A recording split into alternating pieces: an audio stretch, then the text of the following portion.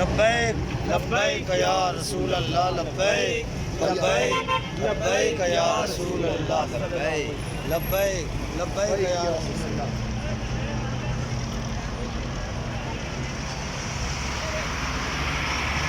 ये हमने ट्रैफिक जो है वो रवां दवा कर दी है, दोनों साइड खोल दिए हमने। अगर हमारे साथ कोई मामला किया गया तो हम इंशाल्लाह थकने वाले नहीं हैं।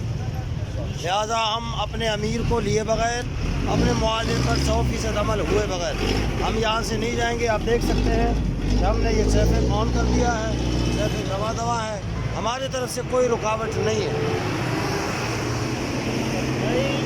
लिहाजा इंशाअल्लाह अज़ीज़ कल का दिन है उनके पास, और बुध की सुबह अगर उन्होंने कल हमारे मामला तय नहीं किए तो बुध की सुबह इंशाअल्लाह अज़ीज़ हमारी मंजिल इस्लामाबाद है। फिर जो रुकावटें आएंगी इंशाअल्लाह अपने सीने के ज़ोर पे, इश्क के ज़ोर पे आगे हम जाएंगे इंशाअल्लाह।